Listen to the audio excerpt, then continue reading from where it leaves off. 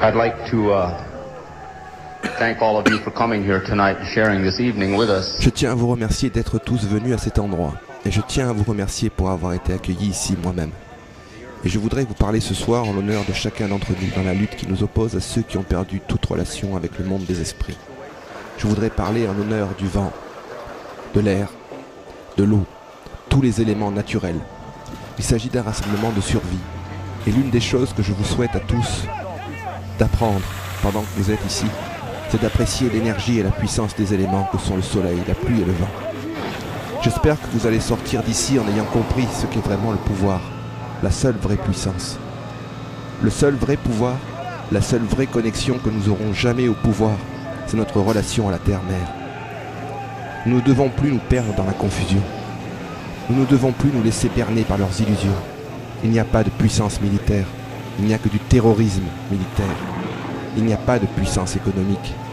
Il y a seulement une économie et un marché d'illusions, de leurres, dont nous sommes devenus des esclaves. C'est cela qu'il nous faut réapprendre à regarder. Ceux à qui vous déléguez le pouvoir n'ont que le pouvoir que vous leur portez, mais en réalité ils n'ont aucun véritable pouvoir dans leurs mains.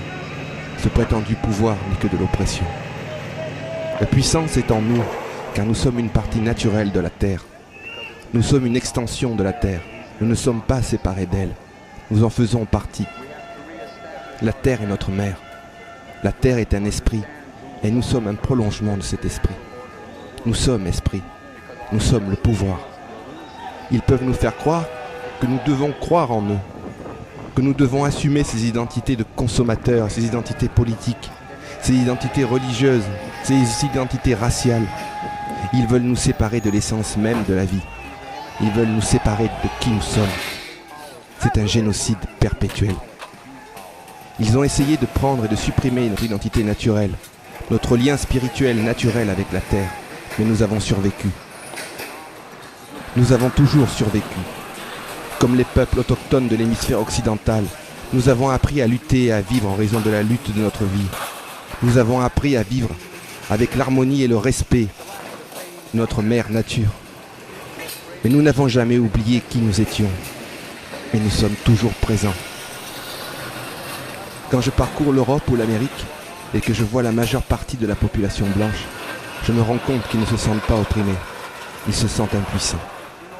Quand je retourne au sein de mon peuple, je constate que nous ne nous sentons pas impuissants. Nous nous sentons opprimés. Nous ne voulons pas participer à ce commerce. Nous avons toujours refusé. Ainsi, par-delà le génocide physique qu'ils tentent d'infliger à nos vies, nous comprenons le génocide psychologique qu'ils ont déjà infligé à leur propre peuple.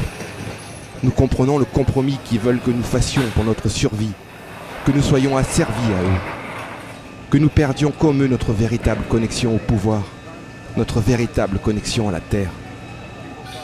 Nous tous, Amérindiens, autochtones, peuple premier, allons avoir à agir en tant que passeurs et messagers. Nous allons devoir courir et agir comme autant d'enseignants.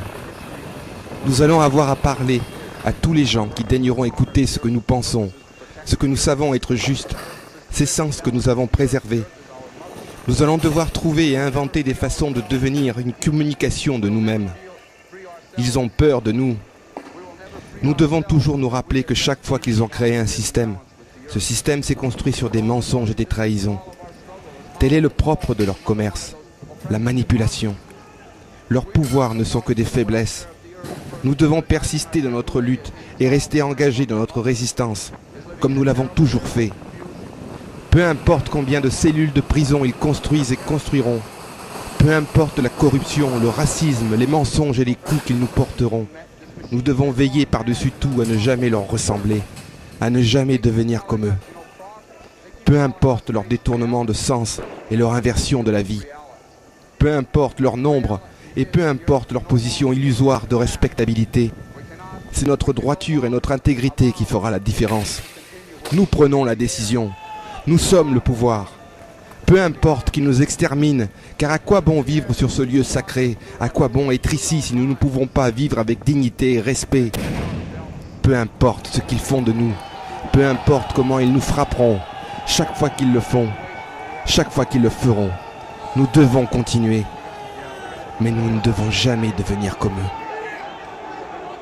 La seule chose qui m'a toujours tracassé au sujet des révolutions, c'est que chaque fois que j'ai rencontré des révolutionnaires, ils ont agi simplement par haine de l'oppresseur. Ce que nous devons faire, c'est agir par amour pour notre peuple, par amour pour notre terre-mère. Peu importe qu'ils n'éprouvent jamais d'amour pour eux-mêmes ou pour la terre. Nous devons quant à nous toujours agir par amour pour le peuple et pour la terre. Nous ne devons jamais réagir comme ceux qui n'ont plus de sens. Quelles que soient les chaînes, l'esclavage et l'esclavage, nous devons évaluer nos valeurs, partager les connaissances. Nous devons nous débarrasser des concepts qui nous ont obligés à apprendre.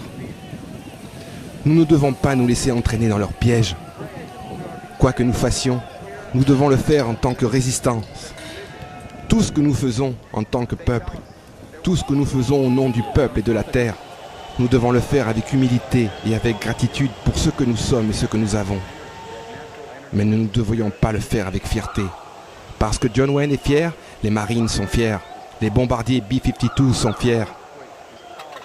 Comment allons-nous obtenir notre libération si nous prenons sur leurs caractéristiques? Il est temps pour nous tous de penser. Nous devons comprendre qu'ils veulent que nous soyons paresseux dans nos esprits, serviles dans nos vies et vides ou avides dans notre réflexion. Ils veulent nous garder dans la confusion, de sorte que nous continuions à croire en leurs mensonges, les uns après les autres, comme ils ont pu les programmer dans leurs esprits et dans leur société. Mais regardez bien, tout leur système ne repose que sur des illusions. Nous sommes le pouvoir. Et c'est la façon dont nous utilisons notre énergie qui permet à l'ennemi de nous abuser, ou pas. Notre résistance et notre lutte pour la survie doit être totale, absolue. Il ne peut y avoir de demi-mesure. Ils ont interféré dans nos vies depuis le moment où nous sommes nés. Nous sommes une partie naturelle de la Terre. Et tous nos ancêtres, toutes nos relations qui sont allées dans le monde des esprits sont là aussi, présents en nous. Ils ont le pouvoir. Ils vont tous nous aider. Ils nous aideront à voir, à entendre, à comprendre, si nous sommes disposés nous-mêmes à voir, à penser, à écouter. Nous ne sommes pas séparés d'eux, parce qu'il n'y a nul autre endroit où aller. Notre seul endroit, c'est la terre. Il s'agit de notre mère. Regardez, il n'y a pas d'espoir pour ce système politique et économique. La classe dirigeante, ces 1% qui contrôlent aujourd'hui l'ensemble de l'économie mondiale en exploitant le vivant, ne vont pas changer selon les règles politiques existantes. Ils vont continuer à nous mentir, à faire des promesses, et ils vont continuer à créer l'illusion de changement, tout en nous manipulant et en nous poussant les uns face aux autres. Nous devons comprendre notre rôle en tant que puissance naturelle. Nous devons comprendre que lorsque notre oppresseur nous traite de cette façon, nous sommes responsables. Nous lui permettons de le faire, tant que nous acceptons ses mensonges. Aussi longtemps que nous tolérerons ses mensonges, aussi longtemps nous tolérerons sa brutalité, aussi longtemps nous lui permettrons de nous manipuler, de nous maltraiter. Regardez bien, ils n'ont pas de vrai pouvoir. Ils utilisent la peur, l'illusion, l'oppression. Ils manipulent la vie et exploitent le vivant. Ils déforment et inversent les sens, dénaturent le vivant. Ils appellent cela être fort, être puissant. Mais ce n'est que faiblesse, bassesse et illusion. Ils ne peuvent pas arrêter le vent et ils ne peuvent pas arrêter la pluie. Ils ne peuvent pas arrêter les tremblements de terre, ni le volcan, ni la tornade. Nous devons être prêts dans notre vie pour faire face à la réalité. Ce n'est pas la révolution que nous recherchons, c'est la libération. Il y a eu beaucoup de révolutions sociales en Amérique et en Europe. Il y a eu de nombreuses organisations sociales. Il y a eu des mouvements des droits des femmes, il y a eu des mouvements de défense des droits égaux, il y a eu des mouvements syndicaux. Et regardez ce qui contrôle encore nos vies. Nous avons à faire face à cette réalité. Beaucoup sont passés avant, beaucoup ont parlé avant, beaucoup ont essayé avant. Mais quelque part, ils n'ont pas mis tout cela ensemble. La raison étant qu'ils ont toujours tenté de changer les conditions sociales, sans aborder la question de notre relation primordiale à la vie, à la terre, au vivant. Ce n'est pas la révolution que nous recherchons, c'est la libération. Nous voulons être libres d'un système de valeurs qui nous a été imposé. Nous ne voulons pas participer à ce système de valeurs. Nous ne voulons pas changer ce système de valeurs. Nous voulons le retirer de nos vies à jamais. Ce n'est pas la révolution que nous recherchons, c'est la libération. La libération, nous voulons être libres. Mais pour que nous soyons libres, nous devons assumer nos responsabilités en tant que puissance, en tant qu'individu, en tant qu'esprit, en tant que peuple. Nous devons aller au-delà de l'arrogance des droits de l'homme. Nous devons aller au-delà de l'ignorance des droits civils. Nous devons entrer dans la réalité des droits naturels, car l'ensemble du monde naturel a droit à l'existence. Nous sommes seulement une petite partie de celui-ci. Nous sommes un lien spirituel avec la Terre. En tant qu'individus, nous avons le pouvoir, et collectivement, nous avons la même puissance que le tremblement de terre, la tornade et les ouragans. Nous avons ce potentiel, nous avons cet égard. Nous ne devons plus faire aucun compromis avec eux.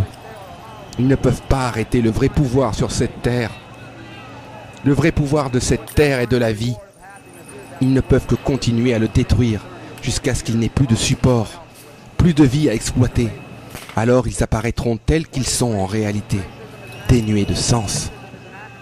Nous devons être prêts dans nos vies pour faire face à la réalité. Nous ne devons plus nous leurrer. Nous ne devons plus nous laisser berner. Nous sommes un lien spirituel avec la Terre.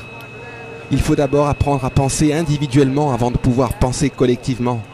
Réapprendre à penser avec ses sentiments dans un monde qui se joue de cette distorsion pour sans cesse nous piéger. Dans un monde où la loi du plus fort s'appuie justement sur la manipulation et sur le saccage de nos émotions. Nous devons d'abord nous recentrer sur nos propres énergies afin de ne plus laisser nos émotions parasiter, manipuler, dévorer nos sentiments. Nous devons réapprendre à percevoir avec le cœur. Ce qui nous est livré comme étant la loi, la règle, la logique universelle ou supérieure du plus fort n'est que la loi de l'oppresseur, la logique de notre propre oppression. C'est de cette prétendue loi que nous devons nous libérer pour devenir des êtres humains. Le véritable pouvoir est au-delà des gouvernements et de leurs directives.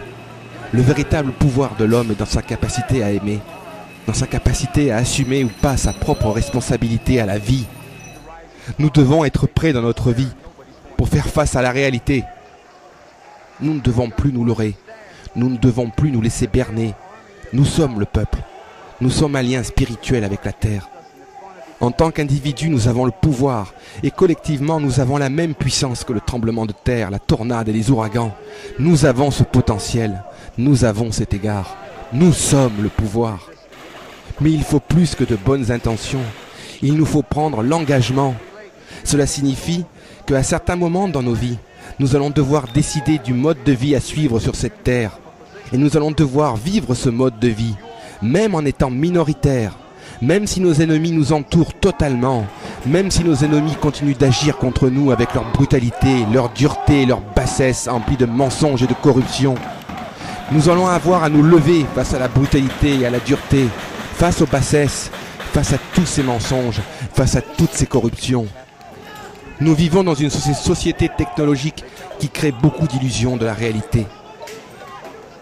Cette civilisation est l'entité la plus irresponsable de se comporter qui ait jamais vécu sur cette planète. Cette civilisation n'est pas une question de responsabilité. Elle est fondée sur la manipulation, la culpabilité, l'agressivité, la perversité et la banalisation de tous les comportements malsains qui en découlent. C'est un monde d'ombre. Le monde réel ne retrouvera sa lumière que lorsque chacun d'entre nous assumera sa propre responsabilité à la vie. Telle est le lutte. Tel est le but, la libération de la terre, de notre mère, de la mère du vivant. C'est seulement en libérant la terre, en nous libérant de ceux qui la détruisent et la méprisent en exploitant le vivant, que nous pourrons enfin nous libérer. C'est la seule manière d'agir au présent, à travers notre passé, notre histoire. C'est ainsi que nous déterminerons le futur. Et le futur, c'est maintenant. Nous pouvons le faire. C'est notre devoir. Nous sommes le pouvoir.